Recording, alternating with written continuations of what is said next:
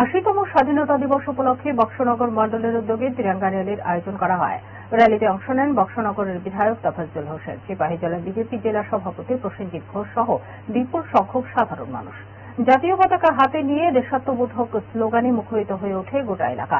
বক্সনগর চৌমুহনী থেকে র্যালিটি শুরু হয়ে বক্সনগর বাজার, বুদ্ধস্তূপ এলাকা পরিক্রমা করে পুনরায় বক্সনগর বিএমএস অফিসের সামনে এসে শেষ হয়।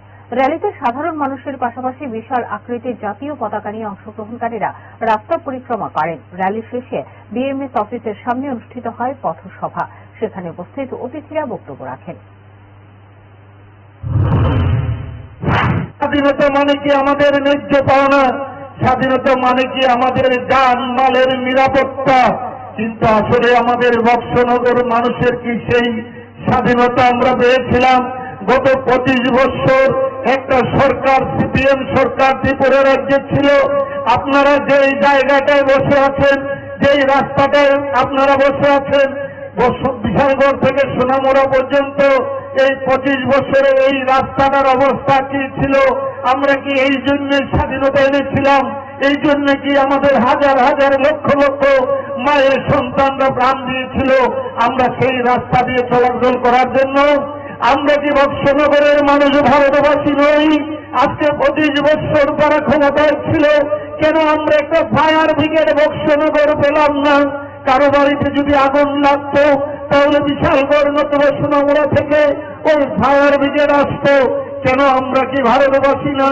আমরা 25 বছর কেন এই স্বাধীনতার অমৃত শুভেচ্ছা দিচ্ছে?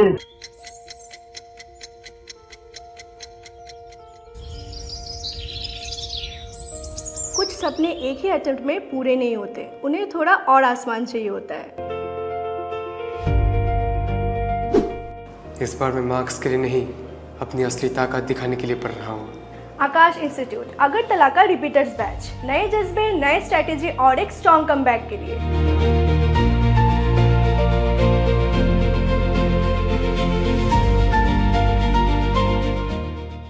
जब 8th से ही फाउंडेशन स्ट्रांग हो तो 12th का हर सवाल आसान लगता है। यहाँ सिर्फ सिलेबस नहीं, एक नया नजरिया मिलता है। क्लास 8 से 12 तक फाउंडेशन, मेडिकल और इंजीनियरिंग सब कुछ एक ही छत के नीचे। एक्सपर्ट फैकल्टी, स्मार्ट स्ट्रैटेजी और एक टीम जो तुम्हारे सपनों को अपना मिशन बनाती है। अब काश नहीं, सिर्फ